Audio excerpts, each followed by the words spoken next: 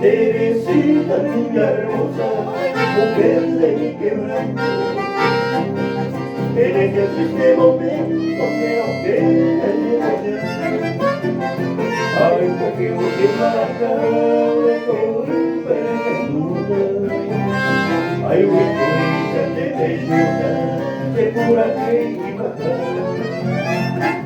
de ser con la poca leche que tengo mañana. Porque te mongo igual a mi bella querer. Ay, con el llano mío, por el techo subir, de que acaba donde iba a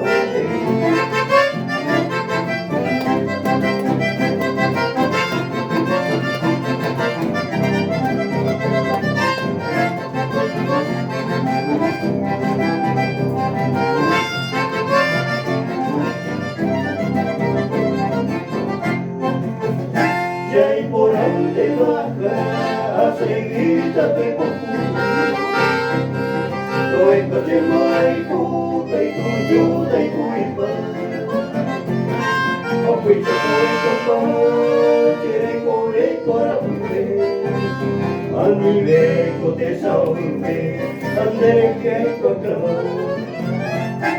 Adiós mi propio Sarina, ojalá llegue a la cama.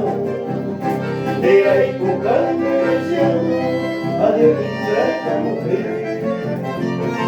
Ojalá ya yo perderla para siempre mi querida. Adiós bella Teresita,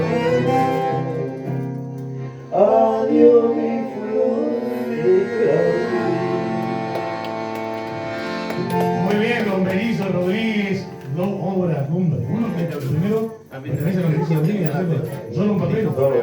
Y luego una polca muy tradicional, muy solicitada en la zona. Teresita, tiene sus años, Teresita. ¿Quién habrá sido Teresita, no? Qué buena pregunta, sí. Espectacular. Te digo que nos están distrayendo detrás de cámara. Estamos en vivo y están sirviendo, y no solamente agua. No, está bien, la gente está hidratando detrás. No vamos a tener que hidratar nosotros. Un corte, una quebrada y vamos a hidratarnos, ¿no?